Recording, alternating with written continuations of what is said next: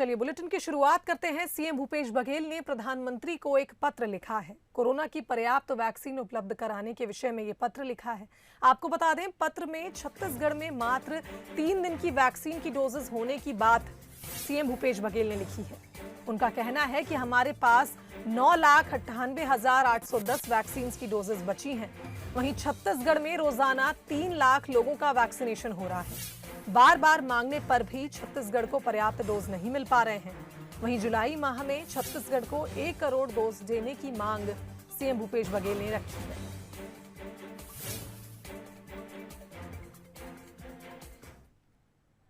वहीं स्वास्थ्य मंत्री टीएस सिंहदेव का बयान भी सामने आया है। ग्रामीण क्षेत्रों में निजी अस्पतालों को अनुदान के पक्ष में टीएस सिंहदेव नहीं है। उन्होंने कहा कि राज्य सरकार ग्रामीण क्षेत्र में निजी अस्पताल को जो अनुदान दे रही है उससे मैं असहमत हूं। स्वास्थ्य मंत्री ने कहा कि मुझसे चर्चा नहीं हुई। वहीं निजी क्षेत्र को अनुदान देने के पक्ष में मैं नहीं हूं। मैं यूनिवर्सल हेल्थ स्कीम के पक्ष में हूं। योजना को लेकर कोई फैसला अभी नहीं हुआ है।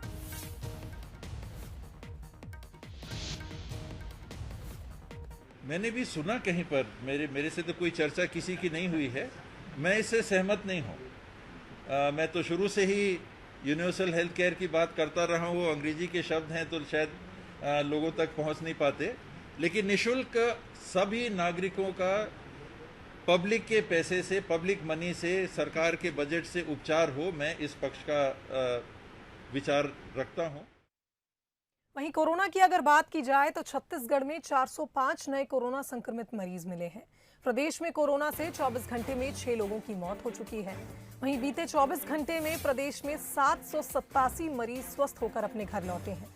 अगर कोरोना संक्रमित मरीजों की मौत की संख्या देखी जाए तो प्रदेश में अब तक 13,437 मरीजों की कोरोना के चलते मौत हुई है और संक्रमितों की संख्या प्रदेश में 9,93,694 पहुंच गई है। अब तक प्रदेश में 9,74,049 मरीज स्वस्थ होकर अपने घर लौटे हैं। वहीं एक्टिव केसेस की अगर बात की जाए तो प्रदेश में एक्टिव केसेस की संख्या अब 6,208 पहुंच गई है। कवर्धा और बेमेतरा में एक भी नया मरीज नहीं मिला है। इधर राजधानी रायपुर की अगर बात की जाए, यहां 21, दुर्ग में 11 तो राजनांदगांव में 1 नए मरीज की पुष्टि हुई। बालोद में 15, खवरदा में 2 और धमतरी में 10 नए मरीज सामने आए हैं। बलौदाबाजार और महासमुंद में 20 से कम नए मरीजों की पुष्टि हुई। तो छत्तीसगढ़ में 405 नए कोरोना संक्रमित मरीज मिले हैं और अगर एक्टिव केसेस की संख्या देखी जाए तो अब प्रदेश में एक्टिव केसेस की संख्या 6,208 पहुंच चुकी है।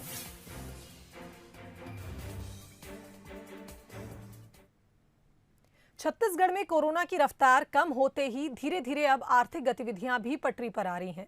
इसी कड़ी में राज्य सरकार ने कोरोना की नई गाइडलाइन को भी जारी किया है, जिसमें राजधानी रायपुर में वाटर पार्क, सिनेमा हॉल को खोलने की अनुमति दी गई है। साथ ही सिनेमा हॉल्स, थिएटर्स का संचालन 50% की क्षमता के साथ किया जाएगा। इसके साथ ही स्विमिंग पूल, जंगल सफारी, तेलीबांधा, बूढ़ा तालाब, पुरखौती मुक्तांगन भी खुलेंगे। आपको बता दें, सभी स्थलों को रात 8 बजे तक खोले जाने की अनुमति रहेगी। वहीं सभी शासकीय और निजी दफ्तरों और दुकानों के बाहर सभी का टीकाकरण हो जाने पर सूचना चस्पा करनी होगी। हालांकि राजधानी में धारा 144 अभी भी लागू है, इसलिए धरना प्रदर्शन, रैली, सभा, जुलूस, सामाजिक, राजनीतिक, खेल और सांस्कृतिक आयोजन पूरी तरह से प्रतिबंधित हैं। साथ ही धार्मिक आयोजन भी अभी प्रतिबंधित ही रहेंगे। इसके साथ ही नाइट कर्फ्यू रात 8 बजे से सुबह 6 बजे तक के लिए जारी रहेगा।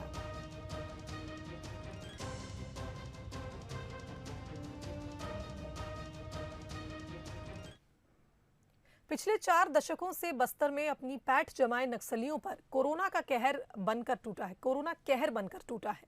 नक्सली दलम के स्थानीय लीडरों से लेकर बड़े नक्सली लीडर भी कोरोना की चपेट में आ रहे हैं। नक्सली संगठन के सेंट्रल कमेटी के कई सदस्य भी कोरोना संक्रमित होने की वजह से दम तोड़ चुके हैं। वहीं कई बड़े नक्सली लीडर अभी भी कोरोना महामारी के चपेट में हैं।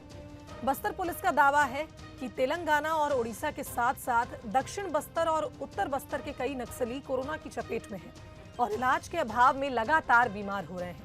बस्तर पुलिस के अधिकारियों का कहना है कि जिस तरह से नक्सलियों ने कोरोना को महज एक अफवाह समझा था, वही कोरोना नक्सलियों पर कहर बनकर टूट पड़ा है।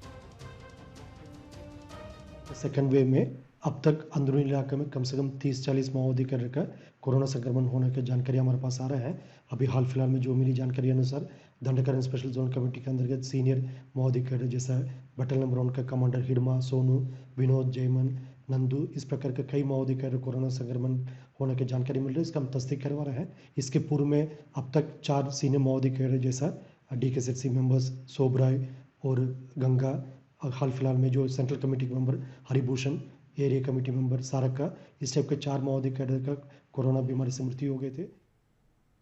आपसे कोई कहे कि कोरोना वैक्सीन लगने के बाद कोई व्यक्ति जो 2.5 साल से बिस्तर पर था वो अब चलने लगा है, साइकिल चलाने लगा है, तो इस बात पर शायद आपको यकीन नहीं होगा, लेकिन साहब यकीन कर लीजिए, क्योंकि अंबिकापुर में ऐसा ही मामला सामने आया है। दरअसल यहाँ एक पैरालिसिस के मरीज को कोरोना की वैक्सीन लगने के बाद फायदा हुआ और वो अपने पैरों पर खड़ा होने लगा, चलने लगा और साइकिल भी अब वो चलाने लगा है। वैक्सीन लगने के बाद इस परिवर्तन को देख न सिर्फ उसके परिजन बल्कि डॉक्टर्स खुद अचंभित हैं। दरअसल संधू राम को कोरोना का पहला डोज लगने के बाद ही उनकी बॉडी में कुछ बदलाव हुए। वहीं वैक्सीन लगने के 6 दिन बाद संधू राम सामान्य हालत में आ गए। बड़ी बात तो ये भी है कि संधू राम कोरोना वैक्सीन का दूसरा डोज लगवाने के लिए खुद साइकिल चलाकर वैक्सीनेशन सेंटर पहुंचे। अब उनके इस बदलाव को देख ग्रामीणों में वैक्सीन को लेकर जागरूकता आई है और बड़ी संख्या में ग्रामीण वैक्सीन लगवाने पहुंच रहे हैं। और फूल जा रही और ठेंगना भी फूल रही। टीका लगे से बाद पूरा छूट गए से। कितना साल से परेशान रहे थे? 2.5 साल का परेशानी रही? गोड़ फूल जा रही, गांठ। अच्छा, तो फिर कैसे सुबह लगाए से छूट गई से। चले फिर सकत रहते हैं पहले? नहीं सकत रहे पहले। इधर रायपुर में पिछड़ा वर्ग आयोग के अध्यक्ष पद को लेकर विवाद छिड़ा हुआ है। दरअसल भूपेश सरकार ने कार्यकाल खत्म होने से पहले ही राज्य पिछड़ा वर्ग आयोग के अध्यक्ष सियाराम साहू को हटाकर उनके स्थान पर थानेश्वर साहू की नियुक्ति कर दी थी, जिसके खिलाफ सियाराम ने कोर्ट में याचिका दायर की थी। वहीं हाईकोर्ट ने राज्य सरकार के आदेश को निरस्त कर दिया, जिसके बाद आज डॉक्टर सियाराम साहू पदभार संभालने दफ्तर पहुंचेंगे। आपको बता दें, दफ्तर में कुर्सी नहीं मिलने पर साहू ने जमीन पर बैठकर काम किया।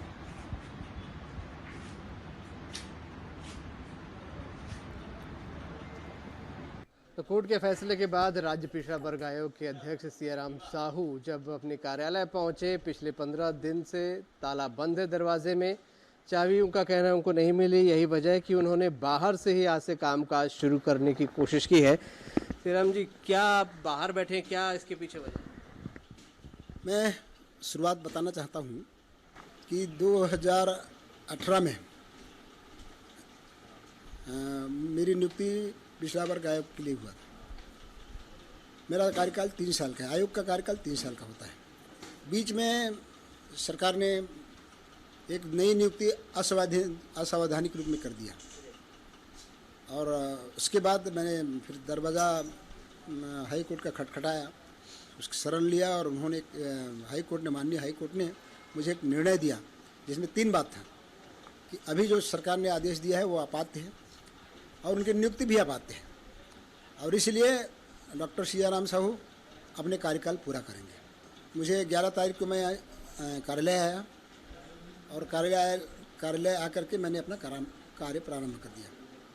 इसकी सूचना मैंने यहाँ के सचिव को और शासन पे बैठे हम आदिम जाति विभाग के सचिव को मैंने सूचित किया कि मैंने अपना काम शुरू कर दिया है और तब से उस दिन से आज तक अध्यक्ष का जो चेम्बर है उसमें ताला लगा हुआ है। मैंने इसकी सूचना भी दी, एक ताला लगा हुआ है, मैं काम करने में असुविधा हो रहा है। आश्वासन मिलते रहा लेकिन ताला आज तक नहीं खुला। कब तक बाहर बैठ के काम करेंगे? मैं पूरा, जब तक व्यवस्था ना हो जाए, मैं पूरा अपना कार्यकाल यहीं से जगह में बैठ करके जमीन पर काम करूंगा और लोगों की बात सुनूंगा और न्याय भी यहीं से दूंगा। ताला खोलने के लिए भी कोई कदम उठाएंगे? मैं यदि ताला नहीं खुला तो दूसरा ये है कि मैं कोर्ट का शरण लूँगा क्योंकि कोर्ट के आदेशों का अवहेलना हो रहा है। देखिए, सियाराम साहू उनका कहना है कि ताला नहीं खुला है उनके चैम्बर का, इसलिए काम उन्होंने बाहर से ही चालू कर दिया है और जब तक ताला नहीं खुलेगा वो इसी तरह काम करेंगे या फिर अगले कदम के तौर पर वो कोर्ट का रुख भी कर सकते हैं। कैमरामैन अखिलेश के साथ अभिषेक शुक्ल, बंसल न्यूज, रायपुर। इधर बस्तर में अपनी खोई हुई जमीन तलाशने और पार्टी को मजबूत करने के लिए बीजेपी ने कार्यकर्ताओं को साधना शुरू कर दिया है। बस्तर की 12 विधानसभा में प्रभारी नेता कार्यकर्ताओं को एकजुट करने की कवायद में लग गए हैं। लेकिन बीजेपी के मिशन बस्तर पर कांग्रेस क्या सोचती है, देखिए इस रिपोर्ट के जरिए। बस्तर संभाग की 12 विधानसभा सीटें छत्तीसगढ़ में सरकार बनाने में अहम भूमिका निभाती आई हैं। लेकिन 2018 के चुनाव में 11 सीटों पर हार और फिर उपचुनाव में 12वीं सीट हारने से बस्तर में बीजेपी का सूपड़ा साफ हो गया। इसकी वजह बीजेपी कार्यकर्ताओं की अपने बड़े नेताओं से नाराजगी मानी जा रही है। बीजेपी चाहे इस बात से इत्तेफाक न रखे, लेकिन बस्तर में एक बार फिर पार्टी अपनी जमीन तलाश रही है। खासकर युवाओं की नाराजगी दूर करने और उन्हें एक बार फिर तवज्जो देना शुरू कर दिया गया है। 1 तारीख से 3 तारीख तक के बीच में हमारे भारतीय जनता पार्टी के जिला कार्य समिति की बैठकें निश्चित हुई है और उसी प्रकार 10 तारीख से 15 तारीख के बीच में हमारे मंडल कार्य समिति तय हुई है। इस बीच सारे हमारे कार्यक्रम, और ये पहली बार हो रहा है ऐसा नहीं है, प्रतिवर्ष होते हैं ये कार्यक्रम, इसलिए इसको चुनावी राजनीति से जोड़कर देखना वो नहीं है। जहाँ तक कार्यकर्ताओं की नाराजगी का विषय है, ऐसा कोई विषय नहीं है। ये तो संगठनात्मक गतिविधियां, संगठनात्मक कार्यक्रम चल रहे हैं। जिस प्रकार से भारतीय जनता पार्टी पुनः जिस प्रकार से मंडल स्तर तक, बूथ स्तर तक कार्यक्रम कर रही है, स्वाभाविक है कि इससे जो एक कार्यकर्ताओं का चुनाव के वक्त जो थोड़ा सा आत्मविश्वास खोया था वो पुनः जाग रहा है और अब लगातार कार्यकर्ता संगठन के कार्य पे सक्रिय हैं। 15 साल तक सत्ता में रहने के बाद बीजेपी को मिली करारी शिकस्त की वजह पर यकीनन बीजेपी संगठन मंथन कर चुका है। इसीलिए मिशन 2023 की तैयारियों में अभी से जुट गया है। लेकिन कांग्रेस बीजेपी में कार्यकर्ताओं के तिरस्कार को हार की बड़ी वजह बता रही है। बैठकों का दौर शुरू हुआ तो कांग्रेस अब उस पर भी तंज कस रही है। कांग्रेस का दावा है कि बीजेपी कार्यकर्ता अब पार्टी का चाल चरित्र समझ गए हैं, इसीलिए वो अब कांग्रेस का दामन थाम रहे हैं। भारतीय जनता पार्टी से जुड़े हुए जो भी कार्यकर्ता हैं, वो मोदी सरकार की जो तानाशाही नीति को, उनके राज्य में जिस तरीके का काम हो रहा है उसको लेकर कार्यकर्ता स्वयं से पस्त हैं। इसीलिए इस तरीके की कोई भी कवायद करने का कोई उनको फायदा नहीं मिलने वाला। 15 साल तक छत्तीसगढ़ में सत्ता पर काबिज रही बीजेपी को भी शायद इतनी बड़ी हार का अंदाजा नहीं था। लेकिन जो होना था वो 2018 में हो गया। अब बारी है 2023 की और मुकाबला होगा छत्तीसगढ़ में मजबूत होती कांग्रेस के साथ, जो सत्ता में एक लंबे संघर्ष से पहुंची। तो क्या कांग्रेस अपना गढ़ बचा पाएगी? ये देखना दिलचस्प होगा। प्रशांत गजभिये, बंसल न्यूज, जगदलपुर। शराबबंदी को लेकर लगातार आरोप झेल रही कांग्रेस सरकार में पूर्ण शराबबंदी के मसले पर एक राय नहीं है। आज कांग्रेस के अध्यक्ष मोहन मरकाम ने आदिवासी क्षेत्रों को छोड़कर बाकी क्षेत्र में शराबबंदी करने की वकालत की। उन्होंने आदिवासी संस्कृति में शराब को रिवाज का हिस्सा बताया और इस बयान के बाद बीजेपी ने हमले तेज कर दिए। छत्तीसगढ़ में कांग्रेस सरकार बनने के पीछे एक बड़ी वजह कांग्रेस का घोषणा पत्र था। घोषणा पत्र में शराबबंदी एक ऐसा मुद्दा था जिसने मतदाता को काफी प्रभावित किया था। लेकिन कांग्रेस सरकार का आधा कार्यकाल बीत जाने के बाद भी इस पर फैसला नहीं हो पाया है। सरकार इस मसले पर सभी की राय लेना चाहती है। सरकार ने इस मसले पर सभी से राय लेने की कोशिश भी की। इसके लिए 1.5 साल पहले 3 प्रमुख कमेटियां बनाई गई थी। राजनीतिक कमेटी को सभी राजनीतिक दलों से शराबबंदी को लेकर सुझाव देना था, एक राय बनाना था। सामाजिक कमेटी को सामाजिक लोगों से सुझाव लेना और पक्ष में सहमति बनाने का काम करना था। प्रशासनिक कमेटी को शराबबंदी के लागू करने की परिस्थितियों पर सुझाव देना था। इन कमेटियों को दूसरे राज्यों में जाकर भी शराबबंदी पर अध्ययन करना था, लेकिन ये नहीं हो पाया। इसमें कोरोना भी एक कारण है। ऐसे में कांग्रेस अध्यक्ष मोहन मरकाम ने पूरे प्रदेश में शराबबंदी लागू नहीं करने को लेकर आग में घी डालने वाला बयान दे डाला। हमारे नेंग में, हमारी पूजा में, हमारे देवी देवता में सब होता है। तो जहाँ जिस भाग में जहाँ 80% 60% से अधिक जो भूभाग है, अधिसूचित क्षेत्र आता है, वहाँ जो हमारे नेंग हैं, रीति हैं, तो वहाँ ये संभव नहीं है। मगर जो सामान्य क्षेत्र हैं वहाँ सरकार चाहे तो शराबबंदी कर सकती है, मगर अधिसूचित क्षेत्रों में। इधर कांग्रेस के प्रदेश अध्यक्ष के बयान के बाद बीजेपी को एक बार फिर से मुद्दा मिल गया है। इसे लेकर बीजेपी ने सरकार पर बहानेबाजी का आरोप लगाया है। आज 2.5 साल बाद इस तरह के लोगों को बरगलाने वाले बयान उनके प्रदेश अध्यक्ष द्वारा मिल रहा है, ये बहुत ही हास्यास्पद है और निंदनीय है। ये लोग अपने मुख्यमंत्री को थोड़ा सा समझाएं।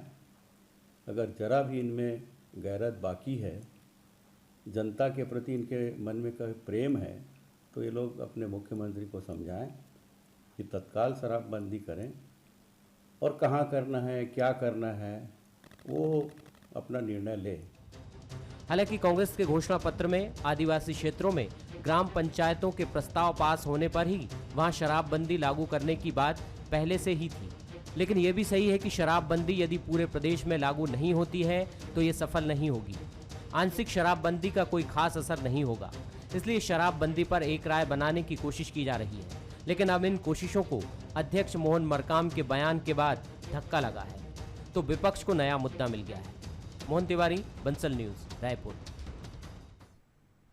चलिए आगे बढ़ते हैं। छत्तीसगढ़ के वन मंत्री मोहम्मद अकबर सोमवार को अपने प्रवास के दौरान विश्राम भवन कवर्धा जिले पहुंचे, जहां उन्होंने आदिवासी एवं विशेष पिछड़ी बैगा जनजाति बाहुल ग्राम पंचायत शंभी पीपर के सरपंच देवकी सोन सिंह मरकाम को सामुदायिक उपयोग के लिए 153 हेक्टेयर का वन अधिकार मान्यता पत्र प्रदान किया। सामुदायिक वन अधिकार का हक मिलने के बाद ग्रामीणों ने खुशी जाहिर करते हुए मुख्यमंत्री भूपेश बघेल और वन मंत्री मोहम्मद अकबर के प्रति आभार व्यक्त किया। वन मंत्री ने कहा कि वनांचल और जंगलों के बीच रहने वाले राज्य के प्रत्येक परिवारों को विकास के मुख्य धारा में लाने के लिए मुख्यमंत्री के नेतृत्व में विशेष पहल और प्रयास किया जा रहा है। राज्य ने लघु वनोपज के संग्रहण में देश में पहले स्थान पर अपनी पहचान बनाई है। वहीं छत्तीसगढ़ में 52 वनोपजों का क्रय स्व सहायता समूहों के द्वारा किया जा रहा है। वहीं राज्य में महुआ का समर्थन मूल्य 17 रुपए से बढ़ाकर 30 रुपए प्रति किलो निर्धारित किया गया। इससे राज्य के लाखों वनोपज का संग्रहण करने वाले परिवारों को सीधा लाभ मिल रहा है। आज का तो पूरा दिन भर का कार्यक्रम है। यहाँ से जो 2 लोगों को डुगरा पानी में सर्फ काटने से मृत्यु हुई थी, वो दोनों को भी उनके परिवार को 4-4 लाख रुपए का चेक देना है। और इसके अलावा मगरवाड़ा का कार्यक्रम है, इधर अपना मरमड़ा का कार्यक्रम है। तो पूरे दिन भर का कार्यक्रम। ट्रांसपोर्टर लोगों का, वो बस ऑपरेटर लोग हड़ताल पे हैं और उनकी मांग है कि बस किराए में वृद्धि होना चाहिए। तो उसमें विचार चल रहा है। अन्य राज्यों का भी उसकी तुलनात्मक अध्ययन के लिए जानकारी मंगाई गई है। जल्दी इसमें फैसला करें। धमतरी जिला अस्पताल के आइसोलेशन वार्डों की सफाई करने वाले कर्मचारियों का वेतन भुगतान नहीं होने से कर्मचारी लगातार वेतन के लिए अधिकारियों के दफ्तरों के चक्कर लगा रहे हैं, लेकिन उनकी कोई सुनवाई नहीं की जा रही है। ऐसे में सफाई कर्मचारी संघ के साथ कर्मचारी कलेक्टर जनदर्शन पहुंचे, जहां उन्होंने कलेक्टर PS इल्मा से जल्द ही भुगतान करवाए जाने की गुहार लगाई। साथ ही भुगतान नहीं होने की स्थिति में संघ ने आंदोलन पर जाने की चेतावनी भी दी है। हालांकि इस मामले में कलेक्टर का कहना है कि कर्मचारियों की शिकायत प्राप्त हुई है। वहीं CMHO धमतरी से बात कर वेतन भुगतान के लिए कहा गया और जल्द ही भुगतान कर दिया जाएगा। भाई लोग ने अभी कोरोना में दूसरी लहर में आइसोलेशन वार्ड और जिला चिकित्सालय में काम करे थे। साफ सफाई व मरीज की देखरेख करने में पूरी निष्ठा ईमानदारी के साथ काम किए हैं। आज इनका काम बंद हुए 2 महीना हो चुका है, लेकिन पेमेंट का वेतन भुगतान आज तक नहीं हुआ है। आज स्वास्थ्य अधिकारी पास जाते हैं तो वो बोलते हैं कि SDM पास जाइए, SDM बोलते हैं कि कलेक्टर पास जाइए करके 2 से 3 बार आवेदन देते हो चुका है, लेकिन आज के दिनांत तक भी पेमेंट नहीं हुआ इनका। कलेक्टर साहब बोले हैं कि जल्द वेतन भुगतान कराएंगे कर। हम लोग कोविड ड्यूटी किए हुए थे धमतरी में लवली कॉलेज और जिला चिकित्सालय में। वहाँ टोटल 9 लड़के हैं जिनका अभी तक भुगतान नहीं हुआ है। 2 महीने से पेमेंट के लिए हम लोग भटक रहे हैं। यहाँ पे परिवार चलाने में मुश्किल जारी है। सबके सब घर में 2 से 3 बार हो गया। कलेक्टर में CMHO बोलते हैं, वहाँ पे SDM से मिलो, SDM बोलते कलेक्टर ऑफिस जाइए। ऐसा घुमा के अभी 1-1.5 महीना हो गया है ना। हमें कोई लिखित में नहीं मिला हुआ था। बाकी निषाद जी ने हमको बताया है कि लिखित में हमारे पास में आदेश है ऐसा करके। तो ये आदेश भी हम लोग दिखा सकते हैं कि 500 रुपये पर डे के हिसाब से उन्होंने बताया हुआ था। कि आप लोगों को मिलेगा करके, 1 भी रुपया नहीं मिला है अभी। सोमवार को भी ये आए थे, मैंने CMHO से बात किया तो उन्होंने कहा कि पैसा हमारे पास नहीं, हम नहीं दे पा रहे हैं। तो हमारे पास कोविड के लिए जो राहत के पैसे मिले हुए थे उसको मैंने आज रिलीज करने कहा है और शाम तक रिलीज हो जाएगा और उन्हें 1-2 दिन में मिलने की संभावना है, ऐसा मैं समझता हूँ। इधर बिलासपुर में हाईटेक बस स्टैंड में बस संचालक धरने पर बैठ गए। बस संचालकों ने अपनी मांगों को लेकर सांकेतिक धरना प्रदर्शन किया। वहीं निजी बस संचालकों की मांग है कि कोरोना की वजह से धंधा पूरी तरह से चौपट हो गया है और इस कारोबार से जुड़े ड्राइवर, कंडक्टर सभी की रोजी रोटी पर संकट है। ऐसे में किराए में बढ़ोतरी और 4 महीने के टैक्स में छूट समेत कई मांगे वे कर रहे हैं। बस संचालकों का कहना है कि अगर सरकार उनकी मांगों पर ध्यान नहीं देती है तो उनका ये आंदोलन 13 जुलाई तक जारी रहेगा।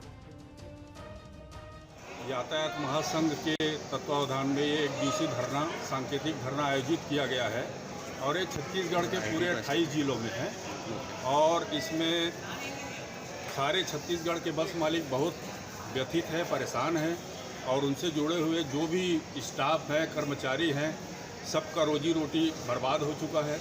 इसलिए 2 मांगों के तहत ये आज एक दिवसीय धरना दिया गया है।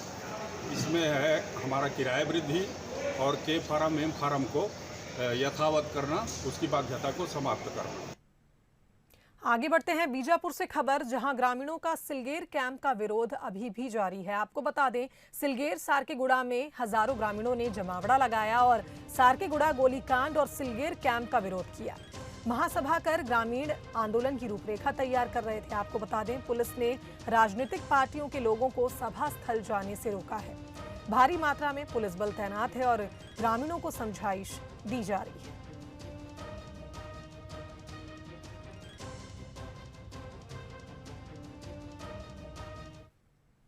इधर जांजगीर चांपा में स्वास्थ्य विभाग की लापरवाही देखने को मिली। कोविड टीकाकरण कार्ड में गड़बड़ी देखने को मिली। बता दें, स्वास्थ्य मंत्री TS सिंहदेव को मुख्यमंत्री बता दिया गया। वहीं CM भूपेश बघेल और स्वास्थ्य मंत्री दोनों के फोटो के नीचे CM लिख दिया गया। तो CMHO ने BMO को जारी किया है ये कारण बताओ नोटिस, जिसमें इस लापरवाही को उजागर किया गया। तो ये सर्टिफिकेट आपको दिखा रहे हैं, टीकाकरण कार्ड है ये, जिसमें TS सिंहदेव जो स्वास्थ्य मंत्री हैं उनको मुख्यमंत्री बताया गया है और CM भूपेश बघेल की भी तस्वीर लगी है जिसमें उनके नाम के नीचे भी मुख्यमंत्री लिखा हुआ है। जो खनिज चिकित्सा अधिकारी है उनके द्वारा टीकाकरण कार्ड छपाया गया था और उसमें माननीय श्री TS सिंहदेव जी मंत्री छत्तीसगढ़ शासन के स्थान पर जो पदनाम है उसको त्रुटिपूर्ण छपवाया गया है और इसके लिए उन्हें शोकाज नोटिस इस कार्यालय से जारी कर दी गई है और आवश्यक कार्रवाई तदनुसार की गई है। तो इस खबर पर हमारे साथ संवाददाता प्रेम फोन लाइन पर जुड़ गए हैं। प्रेम, एक तरह से कहा जाए स्वास्थ्य विभाग की बड़ी लापरवाही यहाँ देख सकते हैं, जहां स्वास्थ्य मंत्री को ही मुख्यमंत्री बता दिया गया और इस गड़बड़ी को लेकर क्या जानकारी आपके पास? जी बिल्कुल शुभांगी, मैं बताना चाहूंगा कि ये जो स्वास्थ्य विभाग के जो बड़ी लापरवाही सामने आ रही है, जांजगीर चांपा जिले के शक्ति CSC सेंटर का मामला है, जो BMO द्वारा कार्ड की कमी होने पर स्वयं कार्ड प्रिंट कराया, ऐसा स्वास्थ्य विभाग के अधिकारी द्वारा बताया जा रहा है। देखा जा रहा है कि जांजगीर चांपा जिले की जो शक्ति CSC सेंटर है वहाँ लगातार इस टाइप के लापरवाही सामने देखने को मिलते रहती है। वहीं इसमें स्वास्थ्य विभाग के जो CHMO से संबंधित जब बात हुई तो उसने बताया कि हड़बड़ी में स्वयं चेक नहीं कर पाया, जिसके कारण एक जो मुख्यमंत्री है उसको और जो स्वास्थ्य मंत्री दोनों को में मुख्यमंत्री का प्रिंट हो गया है। इससे क्षेत्र में बड़ा राजनीतिक घमासान बना हुआ है।